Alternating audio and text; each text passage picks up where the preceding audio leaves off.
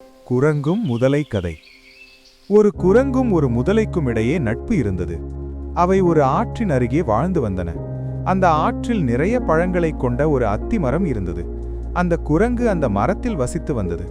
தினமும் முதலை தண்ணீர் குடிக்க ஆற்றுக்கு வரும்போது குரங்கு மரத்திலிருந்து பழங்களை பறித்து முதலைக்கு கொடுக்கும். முதலை அந்த பழங்களை மகிழ்ச்சியாக சாப்பிடும். அந்த குரங்கு தன் முதலை நண்பன் தனக்கு ஒருபோதும் தீங்கு செய்ய மாட்டான் என்று நம்பியது. கண்மூடித்தனமான நம்பிக்கை அழிவுக்கு வழிவகுக்கும் என்ற ஒரு பழமொழி உண்டு. ஒரு நாள் குரங்கு ஆற்றின் எதிர்க்கரையில் இருந்த வாழை மரங்களின் பழங்களை சாப்பிட விரும்பியது. இது பற்றி அது தன் முதலை நண்பனிடம் கூறியது. அதற்கு முதலை, "என்ன நண்பா, இது என்ன பெரிய விஷயம்?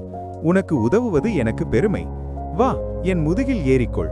நான் உன்னை ஆற்றை கடந்து அழைத்துச் செல்கிறேன். நீ விரும்பிய அளவு பழங்களை சாப்பிட்டு மகிழ்ச்சியாக இரு. உன் மகிழ்ச்சிதான் எனக்கு முக்கியம்" என்று பதிலளித்தது. ஆனால் உண்மை என்னவென்றால், அந்த முதலை நீண்ட நாட்களாகவே அந்த குரங்கை சாப்பிட விரும்பியது. அந்த நாள் வந்தது. குரங்கு முதலையின் முதுகில் ஏறியது. முதலை ஆற்றின் நடுப்பகுதிக்கு நீந்திச் சென்று குரங்கை பிடித்து தனது நீண்ட நாள் ஆசையை நிறைவேற்றிக் கொண்டது. அதேபோல் சாத்தானும் நம் நம்பிக்கையை பெற்று நம்மை ஏமாற்றுகிறான்.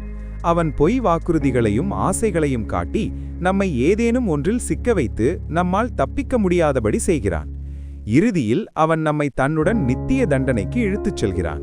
அந்த குரங்கை போலவே நாமும் ஏமாற்றப்பட்டு அழிந்து போகிறோம். சாத்தான் என்ன செய்கிறான்? 1. அவன் மக்களை மது, காமம், போதைப்பொருள் மற்றும் பிற பாவ பழக்கங்களுக்கு அடிமையாக்கி குடும்பங்களை அழிக்கிறான். குடிக்க பணம் போதாத போது மக்கள் குற்றவாளிகளாக கூட மாறிவிடுகிறார்கள். 2. அவன் மக்களை செல்வத்தின் மீது பேராசை கொள்ள தூண்டி பணம் சம்பாதிக்க நேர்மையற்ற வழிகளை கற்றுக் கொடுத்து இறுதியில் அவர்களின் வாழ்க்கையை சீரழித்து சிறைச்சாலைக்கு கூட தள்ளுகிறான். 3. கலாத்தியர் 5:19-21 குறிப்பிடப்பட்டுள்ள பாலியல் ஒழுக்கக்கேடு மற்றும் மாம்ச இச்சைகள் போன்ற தேவனுக்கு எதிரான பாவ செயல்களில் அவன் மக்களை ஈடுபட வைக்கிறான். ஒருவன் நீதிமானான வாழ்க்கை வாழ விரும்பினாலும் சாத்தான் அவனை தடுத்து இறுதியில் அவனை தன்னுடன் நியாய தீர்ப்புக்கும் நித்திய அகினிக்கும் இழுத்துச் செல்கிறான். மற்றவர்களை இதுபோன்ற பாவங்களை செய்ய தூண்டுபவர்களும் சாத்தான் என்று அழைக்கப்படுகிறார்கள். பாவம் செய்கிறவன் பிசாசினால் உண்டானவன். ஏனெனில் பிசாசானவன் ஆதி முதல் பாவம் செய்கிறான். பிசாசின் கிரியைகளை அழிப்பதற்காகவே தேவனுடைய குமாரன் வெளிப்பட்டார். 1 யோவான் 3:8. ஒரே சர்வவல்லமையுள்ள தேவனாகிய இயேசு கிறிஸ்துவுக்கு மனிதர்களின் பாவங்களை மன்னிக்கும் அதிகாரம் உண்டு.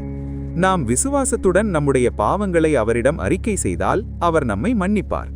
இதன் மூலம் நாம் ஒரு வெற்றியுள்ள வாழ்க்கையை வாழ முடியும்.